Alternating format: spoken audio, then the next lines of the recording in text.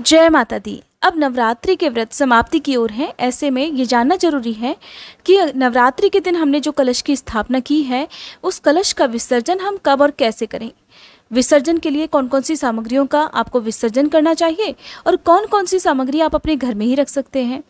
कलश का जो आपने नारियल ऊपर स्थापित किया हुआ है, उसका क्या करना चाहिए। ज्वारे अगर बोए हैं तो उनका, या फिर जो जल के अंदर आपने सामग्री डाली है जैसे कि हल्दी, एक का सिक्का, दूर्वा, या फिर आपने सुपारी या लौंग जो डाला हुआ है, उसका क्या करना चाहिए। अगर आपने नवग्रह बनाए हैं जिनमें कि आपने अक्षत और सुपारी का प्रयोग किया होगा, उसका क्या करना है। या फिर आपने 9 दिन तक जो पूजा की है, माँ को फूल अर्पित किए होंगे, अखंड ज्योत के नीचे या कलश के नीचे आपने जो भी अक्षत रखे हैं, अष्टदल कमल बनाया है, उनका क्या किया जाता है। और साथ ही जो आपने मिट्टी का कलश यदि इस्तेमाल किया है, अगर उसके अंदर अंतिम दिन जल नहीं निकलता है तब क्या करना चाहिए। और अगर आपने मिट्टी के कलश की जगह पर अगर किसी धातु का कलश इस्तेमाल किया है तब क्या करना चाहिए। ये सारी बातें जो कि बहुत ज़रूरी हैं, आपको मैं आज की इस वीडियो में बताने वाली हूँ। उससे पहले आप सभी से अनुरोध है कि आप हमारे चैनल को अभी सब्सक्राइब करके बेल आइकन जरूर प्रेस कर लीजिएगा, क्योंकि अभी नवरात्रि से जुड़े हुए जो कि विसर्जन है या कन्या पूजन है, अष्टमी नवमी के दिन आपको क्या क्या करना चाहिए, और अगर आपको पर्याप्त कन्याएं ना मिले तो इस तरह की बहुत सारी ऐसी बातें हैं जो आपको जानना जरूरी है, जिसके लिए हमारे चैनल पर अपलोड होने वाली वीडियोस आपको समय से मिल सके। इसलिए आप नोटिफिकेशन बेल ऑन जरूर कीजिएगा। जिस तरह से हम कलश की स्थापना शुभ मुहूर्त में करते हैं या कलश की स्थापना करते समय बहुत सारी बातें ध्यान में रखते हैं कि कहीं कोई गलती हमसे ना हो जाए। एक एक सामग्री हम जल में डालते समय माँ भगवती का ध्यान करते हैं, अपने कुल देवी देवताओं का ध्यान करते हैं। तो उसी तरह से कलश विसर्जन करते समय भी आपको सबसे पहले तो विधिवत पूजा अर्चना करनी चाहिए। जिस तरह से आप डेली 9 दिन तक पूजा करते आए हैं, तो उस तरह से आपको पूजा करनी चाहिए। जो लोग अष्टमी के दिन कन्या पूजन करते हैं, उनके लिए अष्टमी का दिन ही अंतिम दिन होता है नवरात्रि का, और जो लोग नवमी के दिन कन्या पूजन करके विसर्जन करते हैं, उनके लिए नवमी का दिन अंतिम माना जाता है। तो ऐसे में देखिए, कलश विसर्जन आप जिस दिन भी करना चाहें उस दिन आप विधि विधान से जरूर करें। हालांकि अधिकतर लोग दशमी तिथि के दिन ही कलश विसर्जन करते हैं, क्योंकि 9 दिन तक हम माता रानी के 9 अलग अलग रूपों की जब तक पूजा ना कर ले, तब तक नवरात्रि की जो पूजा है या व्रत हैं वो अधूरे माने जाते हैं। तो नवरात्रि के अंतिम दिन कलश विसर्जन से पहले हमें माँ भगवती को प्रस्थान कराना चाहिए। कलश में वास करने वाले सभी देवी देवताओं को हम प्रार्थना करके क्षमा याचना बोलते हुए उनको भी प्रस्थान कराना चाहिए। विसर्जन वाले दिन भी आपको माँ भगवती की पूजा अर्चना विधि विधान से करनी है। तो इसके लिए सुबह जल्दी उठकर स्नान आदि से निवृत्त हो जाएं। साफ स्वच्छ वस्त्र धारण करके आपको मंदिर में गंगा जल छिड़कर पवित्र करना चाहिए। फिर माँ भगवती की धूप दीपक जलाकर उन्हें रोली, अक्षत, कुमकुम आदि अर्पित करके पूजा करनी चाहिए। मंत्रों का जाप करके आप अंतिम दिन श्री दुर्गा चालीसा का पाठ करें, क्षमा याचना करें और आरती करें। विसर्जन से पहले कुछ ना कुछ भोग माँ को अवश्य ही अर्पित करना चाहिए। तो भोग लगाने से पहले मैं आपको बता दूं कि आप सभी देवी देवताओं से, सभी नवदुर्गाओं से क्षमा याचना जरूर करें।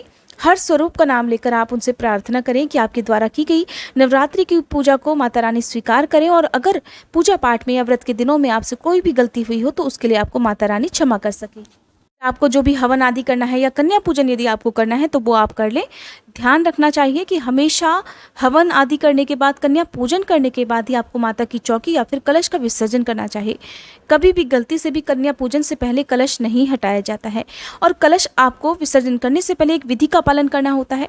जैसे हम सबसे पहले पूजा के पहले दिन, नवरात्रि के पहले दिन माता की चौकी स्थापित करते हैं, माँ भगवती को विराजित करते हैं, तो सबसे पहले विसर्जन वाले दिन आप बस माता की जो चौकी है उस चौकी को थोड़ा सा हिला दीजिए। अपनी जगह से थोड़ा सा हिलाना होता है, खिसकाना होता है, और माँ भगवती की जो भी मूर्ति या तस्वीर आपने स्थापित की है उन्हें उठाकर आप फिर से उसी जगह पर रख सकते हैं। सबसे पहले में माँ भगवती को ही उनकी जगह से आपको विसर्जन के लिए तैयार करना होता है। अब आपको कलश के ऊपर, सबसे ऊपर जो अपने नारियल स्थापित किया हुआ है, बहुत से लोग तो कन्या पूजन के दिन, मैं आपको बता दूं कि इसी नारियल को प्रसाद रूप में तोड़कर जो है कन्याओं का पूजन करते हैं, उन्हें प्रसाद रूप में बांटते हैं, खुद भी ग्रहण करते हैं। अगर आप भी ऐसा करते हैं तो आप जरूर करें, क्योंकि इस प्रसाद को बहुत ही पवित्र, शुभ, फलदायी माना जाता है। तो उसके ऊपर जो चुनरी है या कलावा है, तो चुनरी को आप अपने मंदिर के या फिर अपने घर के मुख्य द्वार पर बांध सकते हैं। अपने घर के जो भी द्वार हैं, या फिर आपका जो अलमारी का लॉकर है उसका हैंडल है, वहाँ पर आप बांध सकते हैं। कलावे को आप अपने हाथ में बांध सकते हैं। किसी छोटी कन्या के हाथ में भी आप इस कलावे को बांध सकते हैं। नारियल का विसर्जन भी कुछ लोग नारियल का जो है नदी में कर देते हैं या मंदिर में दान में दे देते हैं। तो आप पहले से जिन परंपराओं का पालन करते आए हैं उन्हीं का पालन करें। कोई भी नई परंपरा आपको शुरू नहीं करनी चाहिए, ना ही किसी की देखा-दाखी कोई नई बात आपको प्रारंभ करनी चाहिए। तो ये तो बात हुई नारियल की। नारियल के नीचे अगर आपने पूर्ण पात्र रखा है, उसमें अक्षत रखे होंगे, तो अक्षत को जितने भी अक्षत आपने पूरे 9 दिन तक प्रयोग किए हुए हैं, माता रानी को अर्पित किए हुए हैं, चाहे वो अष्टदल कमल हो या नवग्रह पूजन के जो अक्षत हैं, तो उन्हें आप एक पात्र में इकट्ठा कर लीजिए। अधिकतर लोग क्या करते हैं कि इन अक्षतों को जो है कोई मीठी चीज़ बनाकर, जैसे खीर वगैरह बनाकर, उसे प्रसाद रूप में बांटकर खुद भी ग्रहण करते हैं। लेकिन सबसे ज़्यादा अच्छा यही रहेगा कि आप इन अक्षतों को छत पर चिड़ियों के लिए डाल सकते हैं, या फिर गौ माता को आप खिला सकते हैं। जो मिट्टी के बर्तन आपने प्रयोग किए हैं, जैसे कि कलश है, मिट्टी का दीपक है, पूर्ण पात्र यदि मिट्टी का है, तो उसका विसर्जन कर देना चाहिए। अब बात करते हैं मिट्टी के कलश की और उसके अंदर रखे हुए जल की और उसके अंदर की सामग्री की। तो अब दोनों हाथों से आपको कलश उठाना चाहिए। फिर कलश के अंदर आपने जो भी जल रखा हुआ है, वैसे तो देखिए मिट्टी का कलश यदि हम इस्तेमाल करते हैं पूजा के दिनों में, तो अधिकतर क्या होता है कि नवरात्रि के 9वें या 8वें दिन तक वो जो जल है वो सूख जाता है। कई बार तो पूरी तरह सूख जाता है, थोड़ा बहुत जल रह जाता है। और ऐसे में आप परेशान बिल्कुल ना होइए, क्योंकि मिट्टी है वो पानी सोख लेती है, जल सोख लेती है। तो जितनी भी बूंदें उस जल में हो, उस कलश के अंदर हो, तो आप उन्हें अपने घर में, मंदिर में, मुख्य द्वार पर छिड़कें। अगर आपने किसी धातु का कलश इस्तेमाल किया है, तो जाहिर सी बात है उसमें सारा जल होगा ही, तो आप उस जल को भी पूरे घर में छिड़कें और परिवार के सभी सदस्यों को थोड़ा थोड़ा सा जल उनकी दाहिनी हथेली में जरूर दें। और परिवार के सभी सदस्यों को चाहिए कि इस जल को अपने माथे पर लगाएं, अपनी दोनों आंखों पर लगाएं, लेकिन इस जल को आपको पीना नहीं चाहिए। जल छिड़कने के बाद भी अगर जल बच जाता है कलश में, तो जो बाकी बचा हुआ जल है उसे आप अपने घर के ही क्यारी में, गमले में जो है विसर्जित कर सकते हैं। ध्यान रखना है, भूल कर भी तुलसी जी के पौधे में ये जल विसर्जित नहीं किया जाता है। तुलसी जी में आप केवल साफ शुद्ध जल ही अर्पित करें। किसी देवी देवता को चढ़ाया हुआ जल दोबारा से तुलसी जी में अर्पित नहीं किया जाता है। अब जल के लोटे में जो भी आपने 1 का सिक्का, हल्दी की गांठ, दूर्वा, सुपारी या फिर कौड़ी डाली हुई है, तो उसको आपको क्या करना है, निकाल कर साफ कपड़े से पोंछ लेना है। 1 के सिक्के को और जो आपने कौड़ी रखी हुई है, आप उसको तो अपने मंदिर में तिजोरी में या फिर लॉकर में रख सकते हैं। जहाँ पर भी आप पैसे रखते हैं, रुपए पैसे आपके रहते हैं, वहाँ पर आप रखते हैं। माँ लक्ष्मी जी का कहते हैं कि बहुत आशीर्वाद होता है और उससे घर में धन में बरकत होती है। तो इन्हें तो आप प्रसाद रूप में अपने घर में रख लीजिए। बाकी जो हल्दी की गांठ है, उसका विसर्जन आपको जल में कर देना चाहिए। कई बार जब जल में विसर्जन करने की कोई व्यवस्था नहीं हो पाती है, आसपास नदी या तालाब नहीं होते हैं, पहली बात तो पूरी कोशिश करनी चाहिए कि कुछ सामग्रियों का जो विसर्जन है वो जल में ही किया जाना चाहिए। फिर भी अगर ऐसा ना हो, तो जो भी हल्दी की गांठ है वो अपने आसपास या अपने घर के गमले में ही, क्यारी में आप मिट्टी में दबा दीजिए। जो दूर्वा है उसे भी मिट्टी में दबा दीजिए। जो कौड़ी है वो तो आप अपने घर में प्रयोग करेंगे ही करेंगे, लेकिन जो सुपारी है या लौंग है, आप उसका विसर्जन भी बिल्कुल वैसे ही करें जैसे आपने हल्दी की गांठ का या दूर्वा का किया है।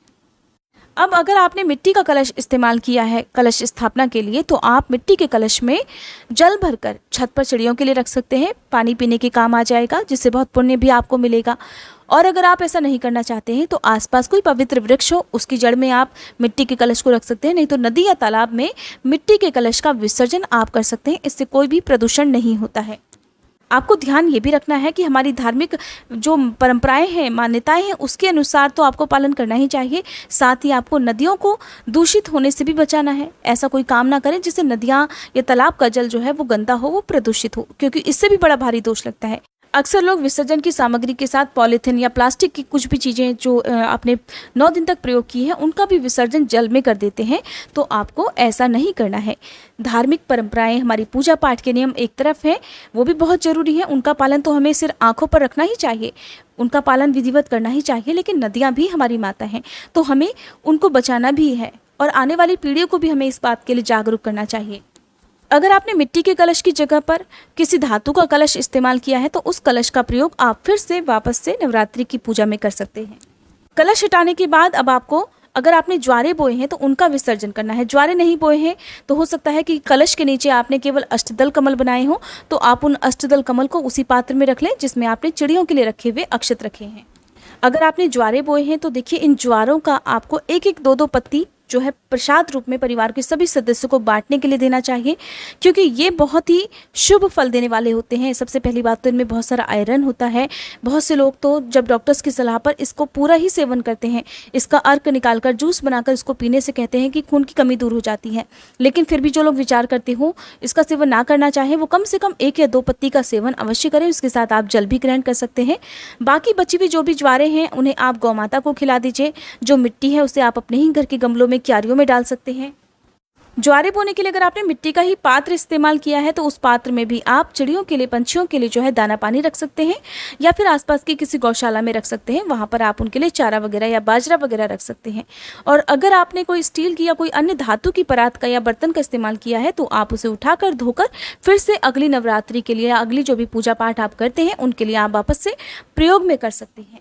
जो माता की चौकी है वो हमेशा कलश का विसर्जन करने के बाद ही हटाई जाती है। जैसे कि अगर आप किसी नदी में, तालाब में एक साथ ही विसर्जन करना चाहते हो तब भी आपको पहले जो कलश का आपने स्थापना किया हुआ है उसका जो भी विसर्जन वाली जो सामग्री है उसे आप एक पात्र में रख लीजिए। फिर उस तरह से आप चौकी हटाइए। फिर चौकी पर से जो भी अक्षत वगैरह माँ को चढ़ाए गए फूल वगैरह जो सूख चुके होंगे उन्हें आप एक पात्र में रख लीजिए। उनका विसर्जन आप जल में कर सकते हैं।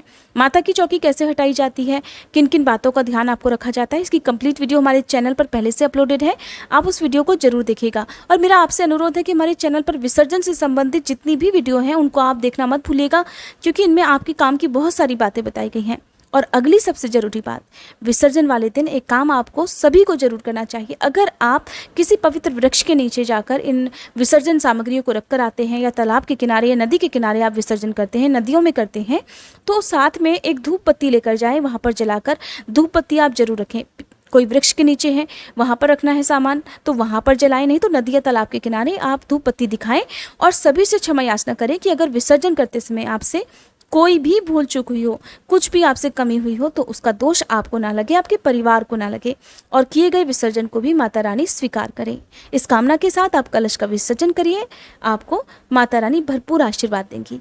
अगर ये वीडियो आपको पसंद आई हो तो वीडियो को लाइक जरूर कीजिएगा।